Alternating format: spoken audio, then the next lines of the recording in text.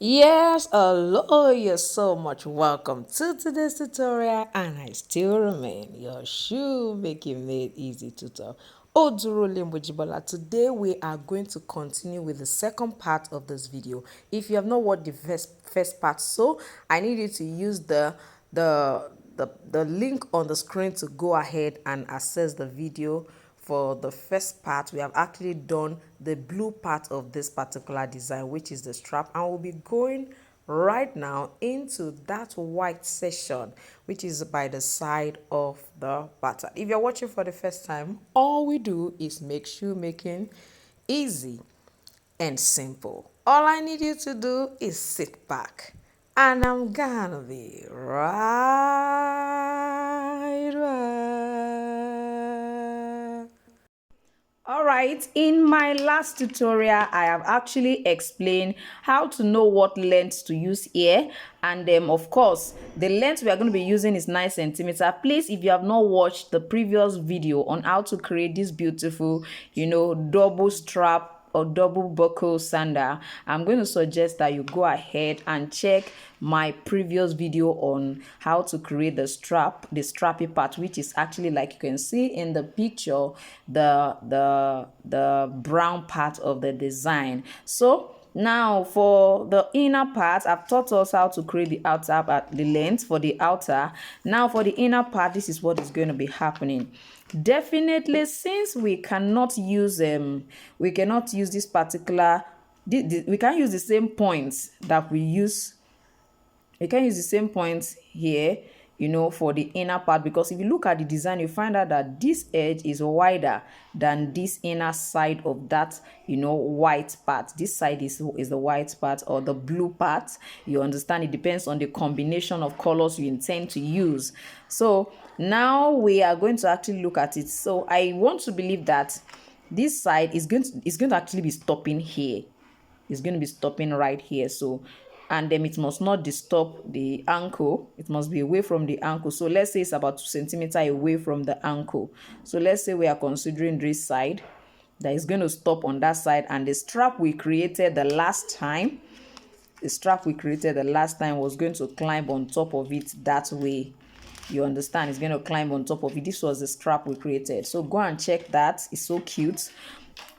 All right, so if it's here, then definitely we are going to try to make a kind of measurement for this side as well.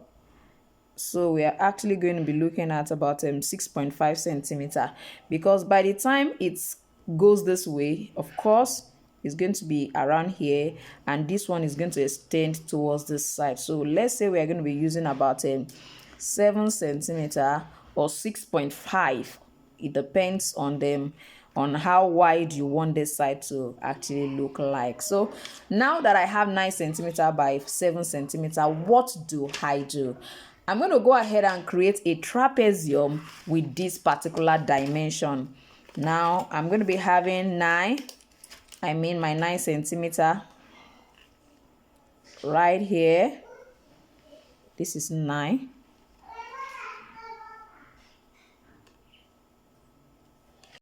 So I'm going to be taking my time to take all the measurements. Please ensure that each time you want to take your measurement, you start from a straight edge.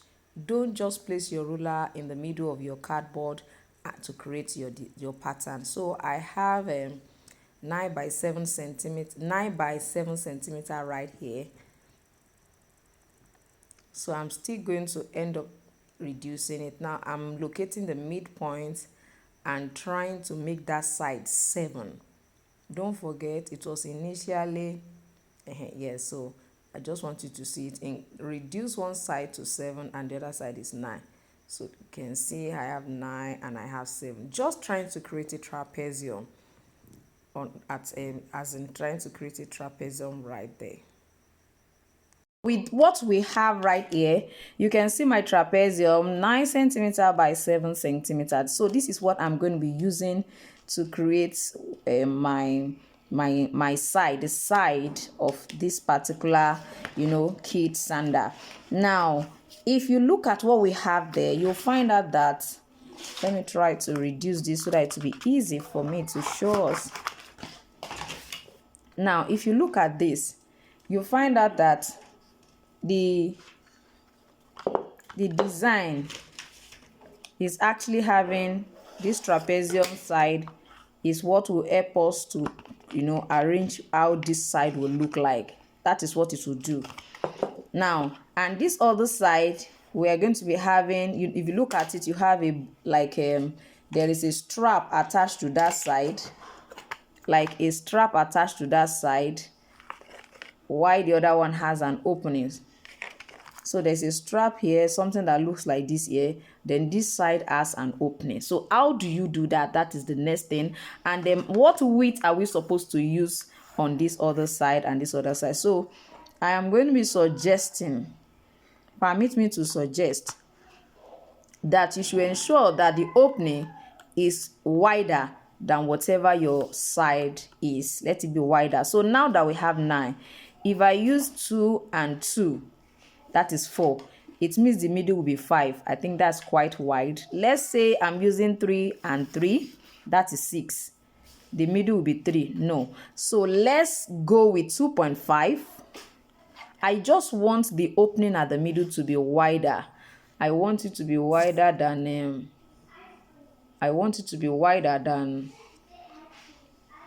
than this particular part. So I have 2.5 there. I'll come down here and do the same thing. This is 2.5, right? You can see that. So with this, I will come to this other side. I want this other side to be about 2.5, the width of that side. So let me measure 2.5. Please just follow me gently.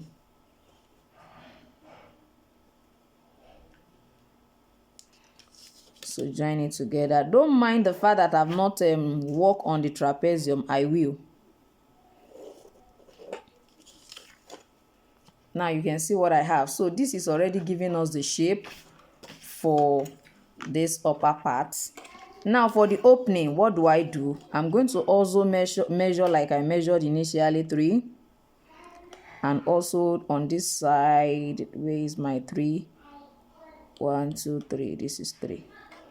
So let's connect this one with this. Connect this one with this. I don't know if you can see what this is. So I'm just going to trim. I'm going to curve this part. I'm going to curve this part. Curve this one. And also curve this part. Now, I'm not going to be using exactly this, because if I place it here and I cut it, it will go inwards too much. I mean, the slant for this part is too much. I'm not going to use exactly this slant.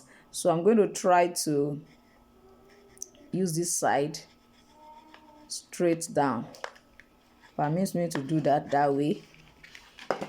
Permits me to do that. And I'm going to just go ahead and curve there. I will still use my trapezium. I'm still using my trapezium. Now you see that? So for this,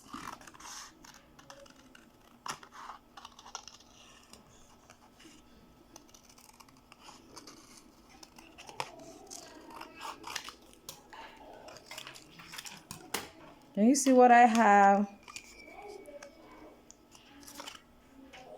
So this is supposed to be up here. This is supposed to be down here. Can you see what I have? This was the strap we created the last time. You see the way it's holding it down right there? You can see what this is, what this looks like. Let's say we are having another one right here. Can you see what our kid sandal looks like? So our buckle is going to be positioned here and here. Then for the back pattern, you definitely go with a strap that is long enough for this particular part. Can you see that? So with this, I believe you should be able to actually create this particular beautiful kid sandal. And the amazing thing is that you can make this for a girl or a boy, and adults as well can use it. So just follow the same, the same principle. If you are creating for an adult, you can make this wider, maybe about 5.5. I'm telling you, 5.5. even this particular size will be okay. It also be fine. This one you can also reduce it if you don't want it to be as wide as this. Once again, I need you to know that the registration for the April weekend shoemaking class is on. The class is actually every Fridays and on Saturdays, and then what we do is we pick a design like this. I teach them how to create all of the patterns like this. We create the upper with last as well, and I'll also teach them different marketing and sale closing tips. So go ahead and register now. All right, if you have not watched the video, the previous one, please go and watch it. You will definitely understand what this is all about.